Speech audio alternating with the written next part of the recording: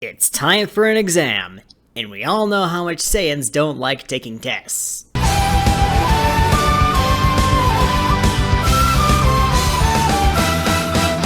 Hello everyone, it's Tyrant, and before we continue on with this what if, I want to first say that I'll be focusing on this series at least up until the end of the Rescue Sasuke arc.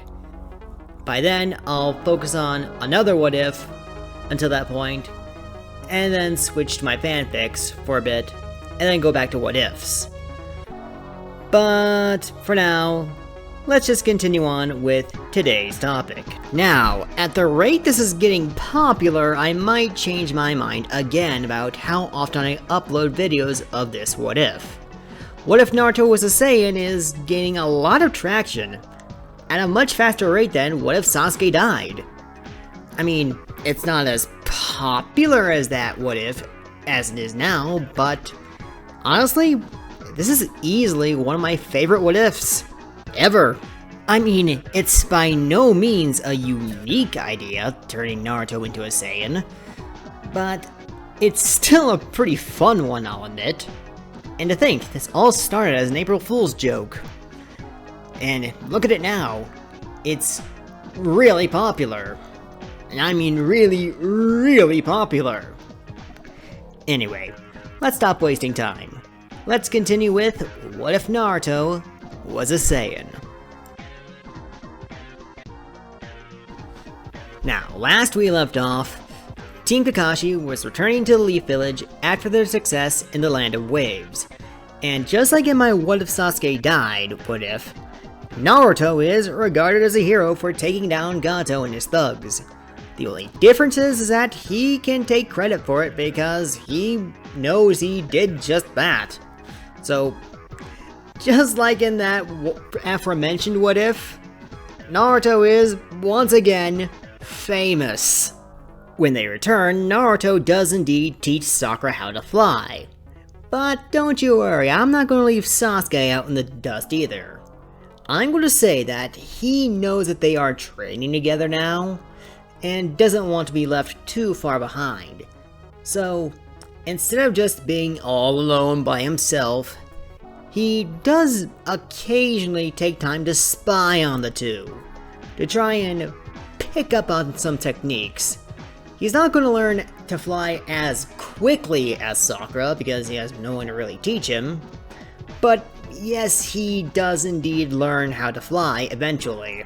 Now, do Sakura and Sasuke also learn how to use ki blasts? Well, yes and no.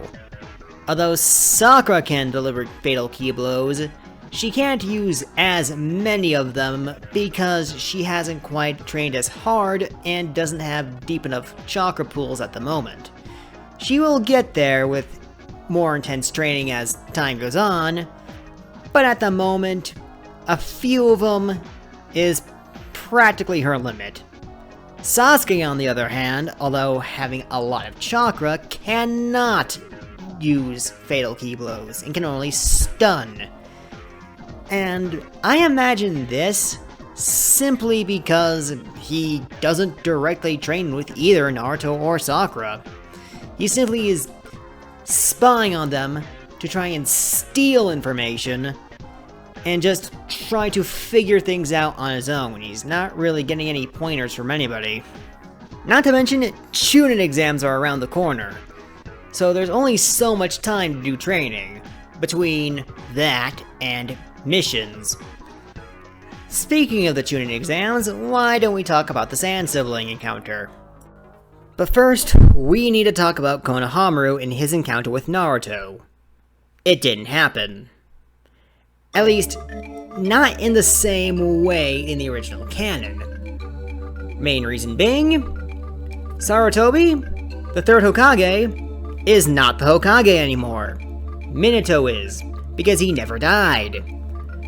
So, I would imagine that the only reason or way that Naruto and Konohamaru would meet would likely be just a chance encounter between third Hokage and fourth Hokage. And even then, it would mostly be a brief conversation, a few words, and then they would go their separate ways. Returning to the present to talk about the Sand Sibling encounter, it's fairly similar, but there are definitely some differences. The primary one being is that Sakura actually does enjoy Naruto's company. They are indeed walking together to meet up with Kakashi-sensei for today's mission. And when Sasuke comes around, Sakura does make a remark saying that he's running a bit late and also taking after Kakashi by showing up at the last minute. Just snide remarks and jabs to essentially trying to get Sasuke's goat, which doesn't work. He just kind of ignores what she says. Iruka's test for Team 7 before the Chunin exams happens as it does in the anime, with the only primary difference being that Sakura, again, sees Naruto in the Genjutsu and not Sasuke. The encounter with Rock Lee is fairly similar to how it is in the anime, but only difference is that people are actually drawing attention to Naruto, because again, remember, they know who he is. He's famous. Although, Sasuke is also here, so attention is also drawn to him as well. So there's essentially two famous ninja in this hallway, and everyone is making a big deal about it. Right up to the point where they realize that they are on the wrong floor, they cancel the Genjutsu, and they move on. Then we have the fight with Rock Lee, and instead of fighting Sasuke, he wants to fight Naruto. He wants to know just how powerful this hero of the Land of Waves really is, just like in my What If Sasuke Died video. Well, series. And unlike that What If, Naruto actually wipes the floor with Rock Lee. He does put up a good fight though, and it gets Naruto pretty excited, and the two of them instantly become rivals then and there. Before Team 7 meets up with Kakashi, however, Naruto and Lee make a promise to one another that they will fight again soon. Preferably when they get stronger. Because I would imagine that Naruto would indeed like Lee's fighting spirit, and Lee would definitely like Naruto as a rival. So yes, like in my What If Sasuke Died What If, they are, once again, rivals. As for the written exams themselves, they are mostly the same, but I would say that the beginning of it is very different. For one, Ino, much like Sakura, is in love with Naruto, so she throws her arms around him instead of Sasuke, much to Sakura's dismay. Secondly, the Rookie 9 actually don't hate Naruto and are actually happy to see him here.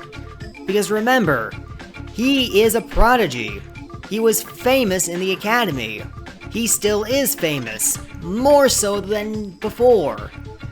So they make it well known to Naruto that they are looking forward to competing with him in these exams. Thirdly, when Naruto has his outburst, no one really gets upset about what he says. In fact, the Rookie 9 see it more as a motivational speech than it is him trying to piss everybody off. Other than that, there are really only two other major differences. One, Naruto's comrades, they are not really concerned on whether or not Naruto will pass or not, because he did fairly well in the academy. And second, Hinata doesn't let Naruto cheat off of her because she's not in love with him. You heard me right. Hinata does not love Naruto in this continuity. And before you Naruhina fans get pissy at me, let me explain a few things. First off, Naruto is tremendously more popular with females, especially during the days of the academy. In Hinata's introverted little mind, she would have never been noticed by Naruto to begin with. Secondly, Naruto is a Saiyan now.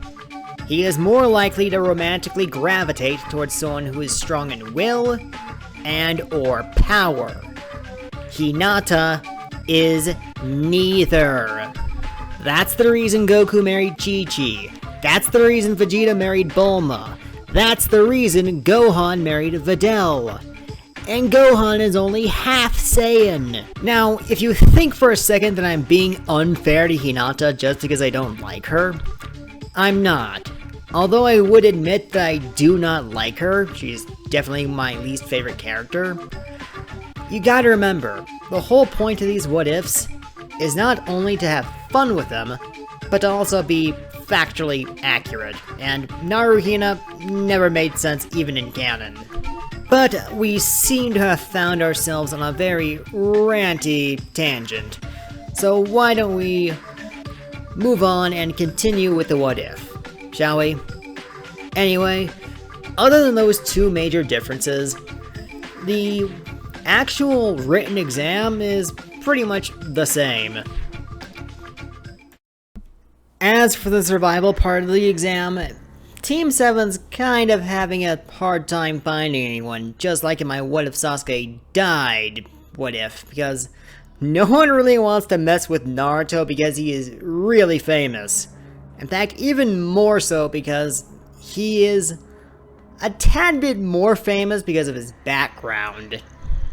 They still run into Orochimaru, however, and they do manage to get separated because of that.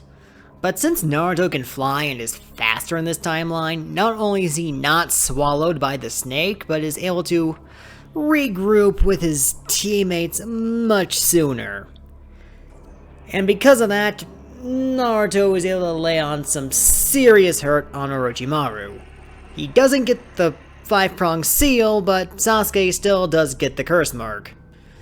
Yeah, that's still going to be a thing.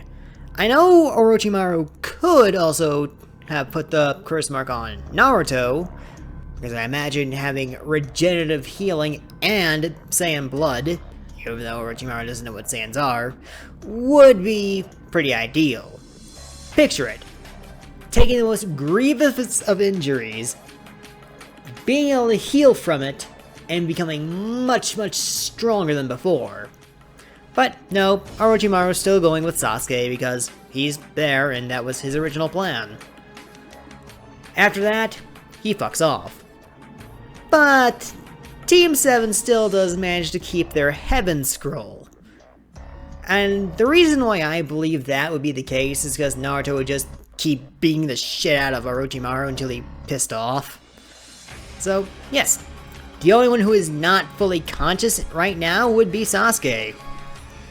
Now, since Sasuke is the only one in the squad who is unconscious, it means that Naruto and Sakura can take turns watching Sasuke, while the other one just gets some rest. And together, they can set some pretty thorough and even deadly traps, meaning that when the Sound Ninja arrive, Naruto and Sakura can put up a pretty damn good fight. And I mean damn good. Sakura could even keep her long hair if she wanted to. And when Lee arrives, oh boy, they are in for hell. The three of them together can easily repel the Sound Ninja before Sasuke even gets a chance to wake up. And, of course, the Sound Ninja do forfeit their Earth Scroll to Naruto, Sakura, and Sasuke. So, by the time Sasuke wakes up, Team 7 can already make their way to the tower and complete the exam. As for the preliminaries for the final round, we do have some changes here too. Just not too many, so let me just cover them quickly so we can wrap up this video soon. Firstly, Kiba actually drops out against his fight against Naruto. He knows he doesn't really stand much of a chance against him, especially once he notices that he can fly now. So, he does want to fight Naruto in the future, but if he were to do so now, he knows for a fact he's going to get his ass kicked. The second thing to note is that Sakura does win her fight against Ino, just like in my What If Sasuke Died What If. Though, this time it's a lot more one-sided. I mean, Ino and Sakura have both been training a lot, but Sakura can still fly and has Ki Blast, so it's much less of a fight as it is Sakura beating Ino into the floor. Ino does survive, but she still loses this fight, big time. Meaning it will be, once again, Sakura who goes to the finals. Now the third thing that is different is actually Kiba who gets to cheer on Hinata and not Naruto. And that is what empowers her to take on Neji. Yeah, she still gets her ass handed to her, mind you, but at least she doesn't die like in my What If Sasuke Died What If. I said that Hinata was not in love with Naruto. What I did not say is she didn't have a love interest. As for the lineup for the final round of the Chunin exams, they're pretty much the same as my What If Sasuke Died What If, with Shikamaru fighting Temari and Sakura up against Dosu. Now, like in the original canon, the combatants of the final round get to train for 1 month. But we need to consider something. Sakura made it in, just like in my What If Sasuke Died What If. But she isn't following Naruto around because she doesn't feel the need to. So I want to ask you guys a question. Where does Sakura train? Does she train with Naruto? Or does she train on her own? I'll leave a poll for you guys to vote on, and we can get to that next time. But for now, that is going to be it for this part. Boy. This was a bit draining, but it was also kind of fun. I won't lie. But yes, that is going to be it for this episode. Thank you all for watching. Be sure to like, subscribe, and hit that bell icon for more. And I'll see you all in the next part.